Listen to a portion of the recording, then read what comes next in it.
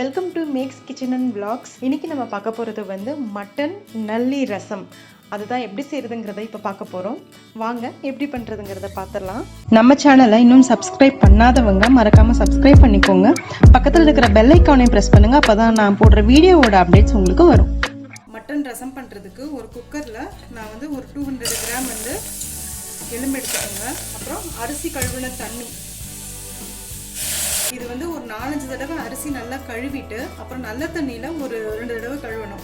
அந்த தண்ணியை தான் நான் எடுத்து வச்சுருக்கேன், அரிசி ஊற வச்ச தண்ணி. இது கொஞ்சமாக மஞ்சத்தூள், அப்புறம் ஒரு 1/4 டீஸ்பூன் இஞ்சி பூண்டு, கொஞ்சமாக உப்பு. நான் இஞ்சி மட்டும்தான் போட்டிருக்கேன். இதுக்கு தேவையான அளவு உப்பு. இது போட்டு இதை நல்லா வேக வச்சுப்போம். ஒரு 4-5 விசில், இல்லாட்டினா உங்கள் மட்டனுக்கு எவ்வளோ தேவையோ அந்த அளவுக்கு விசில் வச்சு வேக வச்சுக்கோங்க. ஒரு கடாயில் மிளகு வந்து ஒரு 1/2 டீஸ்பூன் மிளகு, 1/2 டீஸ்பூன் சீரகம், 1/2 டீஸ்பூன் சோம்பு, ஒரு 2 வரமிளகா, தனியா வந்து ஒரு 1/2 டீஸ்பூன் தனியா. இது எல்லாத்தையும் நம்ம வறுத்து மிக்சியில் பொடி பண்ணிக்க போகிறோம். இது நல்லா வறுபட்டுருச்சு. இதை ஆஃப் பண்ணிடுறேன். இதை நல்லா மிக்சியில் பொடி பண்ணி வச்சுக்கலாம். இப்போ ஒரு கடாயில் கொஞ்சமாக எண்ணெய் ஊற்றிக்கோங்க. நல்லெண்ணெய் ஊற்றிட்டிங்கன்னா ரொம்ப நல்லாயிருக்கும். அப்போ இல்லாட்டினா நார்மல் செக்க எண்ணெய் யூஸ் பண்ணிக்கோங்க.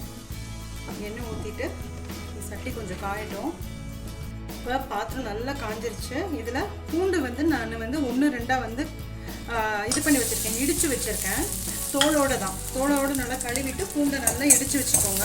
அதை போட்டு கொஞ்சம் தாளிச்சிட்டு ரசத்துக்கு ரொம்ப நல்லாயிருக்கும். இந்த மாதிரி பூண்டோடு நீங்கள் தோல் போடும்போது கொஞ்சம் நறுக்குன சின்ன வெங்காயம் ஒரு 6-7 பல்லு இருந்தால் போதும். அப்புறம் இது கொஞ்சம் வதங்கினதுக்கப்புறமா தக்காளி, நான் ஒரு மீடியம் சைஸ் தக்காளி எடுத்திருக்கேன்.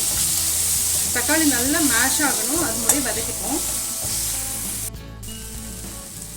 இப்போ தக்காளி நல்லா மசிஞ்சிருச்சு. இந்த டைமில் நம்ம அரைச்சி வச்சுருந்தோம் இல்லையா, அந்த பொடி சேர்த்துக்கலாம்.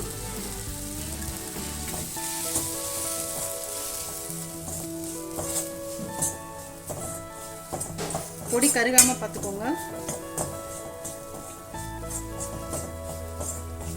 நல்லா சிம்மில் வச்சு ஒரு 2 தடவை நல்லா வணக்கிட்டு அதுக்கப்புறமா நம்ம வேக வச்சுருந்தோம் இல்லையா மட்டன், அதை தண்ணியோடு சேர்த்துக்கலாம். அப்படி இல்லாட்டினா நீங்கள் வெறும் தண்ணி மட்டும் சேர்த்துக்கோங்க. மட்டன் வந்து உங்களுக்கு வேணாம், மட்டன் வந்து எலும்பை வந்து நீங்கள் எடுத்து போட்டுட்டு வெறும் இந்த தண்ணி மட்டும் யூஸ் பண்ணிங்கன்னா நீங்கள் சாதத்துக்கு அந்த மாதிரி கூட நீங்கள் சாப்பிட்டுக்கலாம். நம்ம அந்த எலும்போடு சேர்த்து அந்த தண்ணி ஊற்றணும் இல்லையா, அந்த ஸ்டாக் ஊற்றணும் இல்லையா, அது எல்லாமே சேர்ந்து அந்த தக்காளி அந்த மிக்சரோடு சேர்ந்து நல்லா சூப்பராக கொதிக்குது. இப்போது மல்லித்தலை போட்டுடலாம். போட்டுட்டு ஒரு ஹையில் வந்து ஒரு 2 நிமிஷம் வச்சு நல்லா கொதிக்க விடுங்க.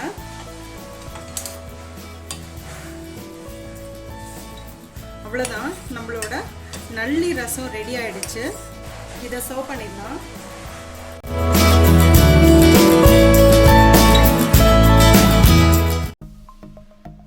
சப்ஸ்கிரைப் பண்ணுங்கள், மறக்காமல் பெல் ஐக்கானை ப்ரெஸ் பண்ணுங்கள். அப்போ தான் நான் போடுற வீடியோஸோட அப்டேட்ஸ் உங்களுக்கு வரும். லைக் பண்ணுங்கள், கமெண்ட் பண்ணுங்கள், ஃப்ரெண்ட்ஸோடு ஷேர் பண்ணுங்கள். தேங்க்யூ.